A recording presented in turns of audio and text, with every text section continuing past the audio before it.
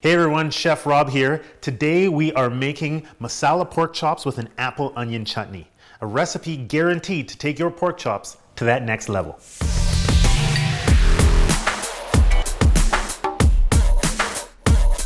So we're going to start off making this apple onion chutney here. We're going to start off with our basic ingredients for this. We have some Granny Smith apples. I have a sweet onion. Make sure you use the sweet onion because it really does bring out some sweetness. And then we have some fresh ginger here.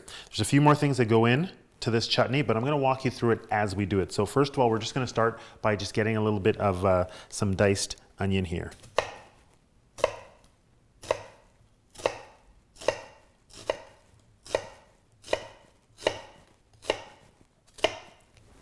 Just make some vertical cuts.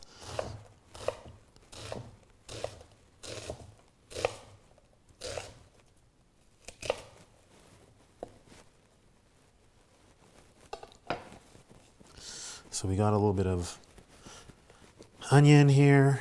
I'm gonna chop up some ginger. I just got a few slices of ginger. It's under, maybe about half an inch of ginger. And I don't want to grate it on this one. I actually want to just get like a nice little small mince with my knife, because I do want those chunks in there, because once that ginger gets cooking, I like that little bit of added texture that you get, those little niblets of cooked ginger.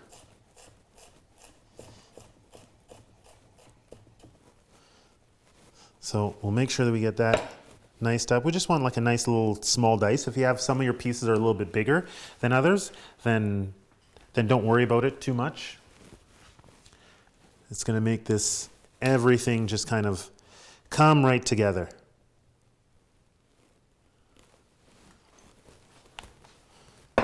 So we're going to get a little bit of oil in a hot pan.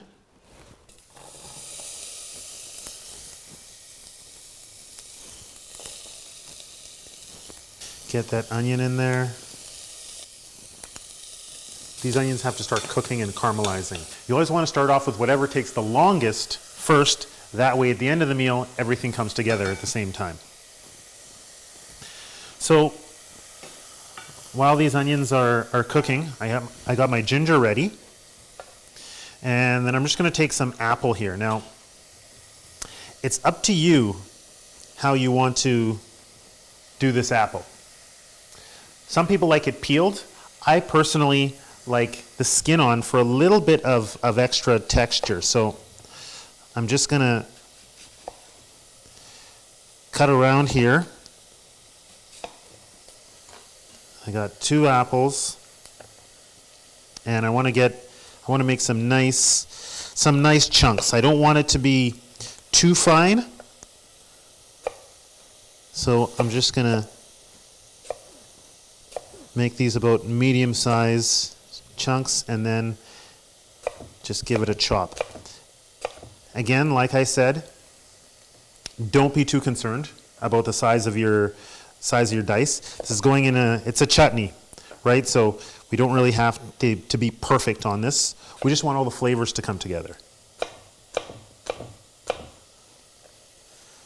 And I like Granny Smiths because they add a little bit of, they got that tartness to them. They're very firm. They're kind of known as the cooking apple, if you will.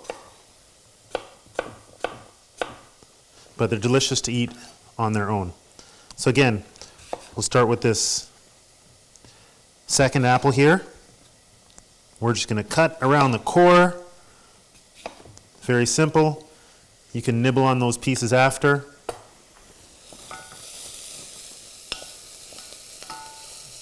Give our onions a stir. We're starting to see it get a little bit brown in there, which is good. And this is something you can do ahead of time if you like. You can dice these apples, keep them in a little bit of water so they don't oxidize. Even though they will brown in the pan, you don't really want them brown before you go in. By the time our apples are done being diced, it's time to add a little bit of ginger to this. And I said that I had a couple other ingredients going on here. So we're gonna add a little bit of garlic to this. And what we want to do is we just want to start bringing out the aromatics on this. I can smell it right now. I'm gonna add some cinnamon.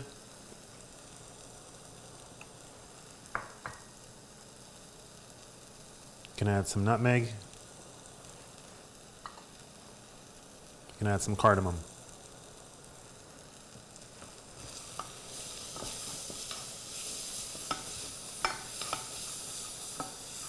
Oh, those spices. The garlic, the ginger, the onions, it's just creating such a wonderful smell in here right now. So then let's get these apples in. We got to get our apples cooking.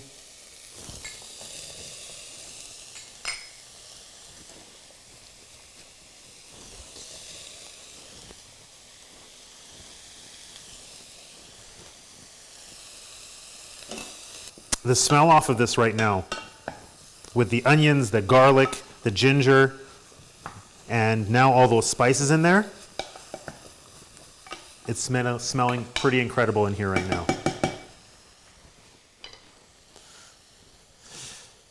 I'm going to deglaze it with a little bit of apple cider vinegar.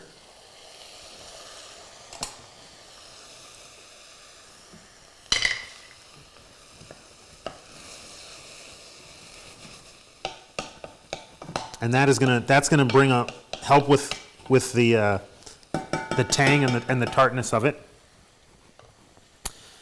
And then we have some balsamic vinegar, which adds a little different type of savoriness, a little bit of sourness to it, but it also brings a tiny bit of sweetness to it. So with this chutney, we're going in layers here.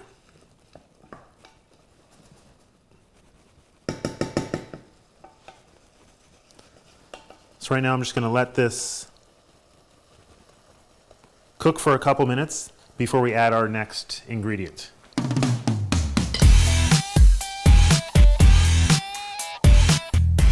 We're going to pick up exactly where we left off with this chutney slowly simmering and some spices, some vinegars. Now we've added a lot of tartness to this. We need to actually bring some sweetness back. So I have a little bit of brown sugar here.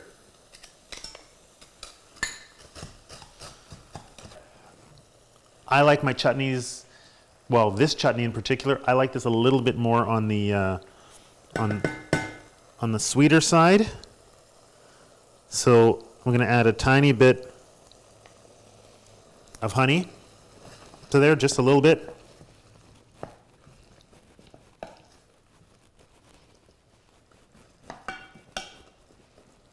And I did have a little bit of garam masala here. I was going to use that for the pork, but you know what? I feel that this chutney can use just a little pinch itself too.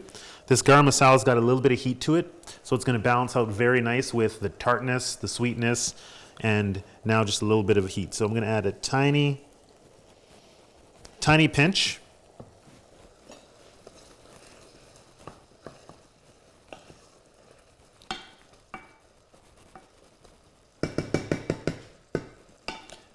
And then we just gotta let this cook, do its thing.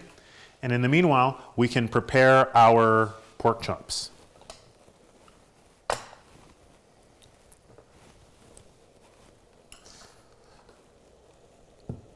So I got some bone-in pork chops here. Not necessarily important that you have the bone in, but I like the flavor that meat on the bone actually gives meat. So we're going to start off here, just a little bit of oil on here, and we're going to treat both sides the same.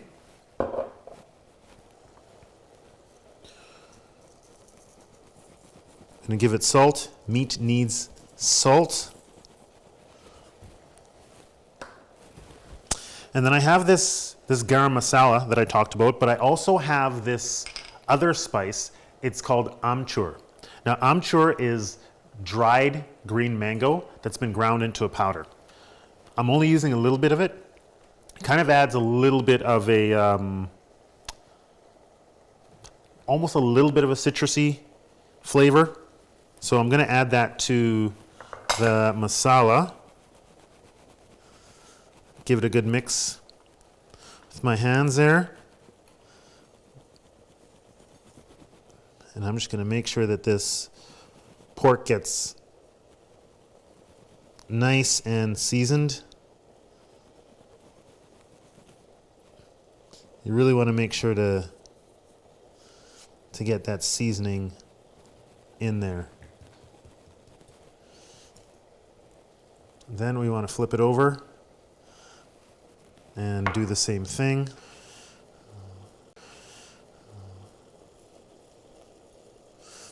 Get that.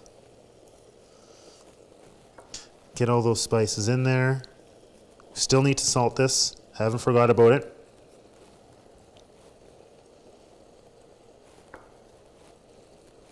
And as this chutney is cooking, these pork chops are just getting ready for the pan. There we go.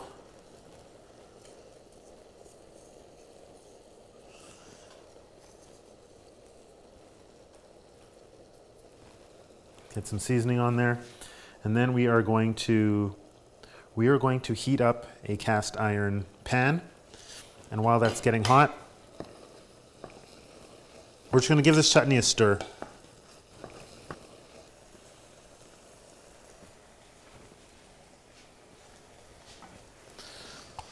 So we got a hot cast iron pan here, and we are going to cook our pork chops fully in the pan.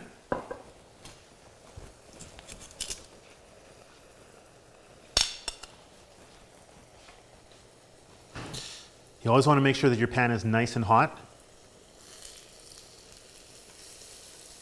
There we go. Hear that sizzle?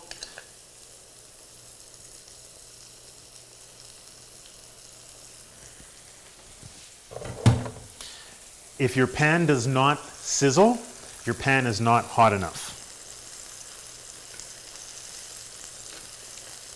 So we're just going to let this cook for a few minutes on each side. What we're looking for here is we want a deep brown caramelization.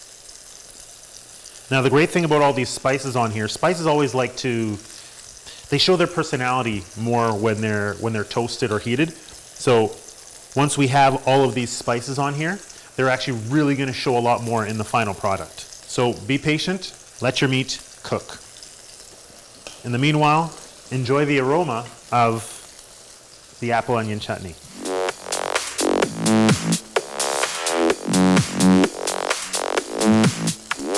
The pork chops have been searing on one side for about 4 to 5 minutes. So we're just going to flip them over to the other side, and you can see that beautiful color. That beautiful color in there. That's exactly what we're looking for. So we want to let this cook for the same amount of time on the other side, so roughly about 4 or 5 minutes. So we're going to finish this off with a sprig of thyme.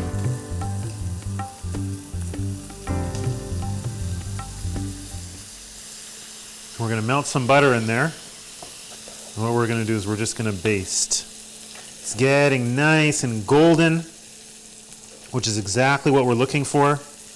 What we're doing here is we're just creating different depths of flavor. So this butter is not only flavoring the pork chops, it's helping cook it from the top as we're basting, and it's going to soak up a little bit of that butter, and it's just going to keep it nice and moist. This thyme that we have here, all those flavors are going to come out. And we can turn our heat off and let the residual heat finish cooking the pork chops, and we'll be ready to plate.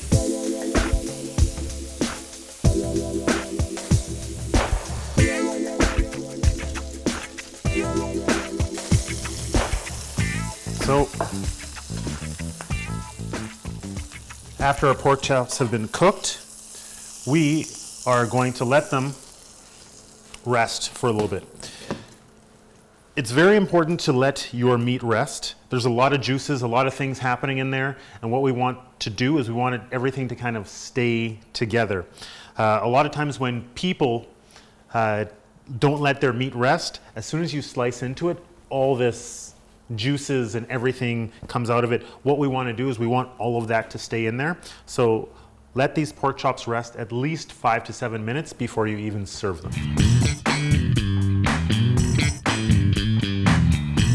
So we've let our pork chops rest here for about 5 to 7 minutes. Very important step to do.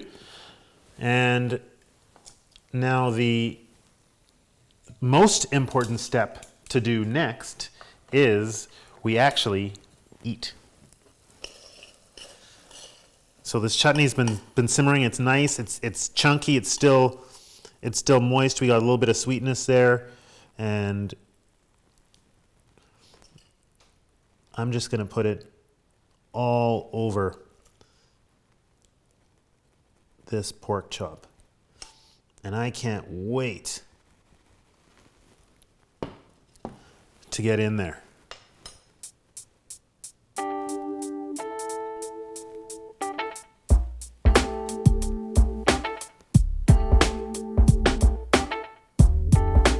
Oh, I am so excited for this. I like calling this the perfect bite. You get a little bit of everything on there. So we got that chutney and those pork chops.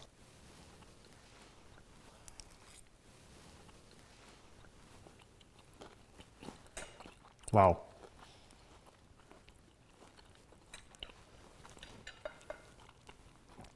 This dish is incredibly balanced. I can taste all the ingredients in that chutney. They come together well, but they stand by themselves very well. That pork chop is done perfectly. That garam masala adds a little bit of spice, which pairs well with the sweetness and the tartness of the chutney. Incredible and delicious.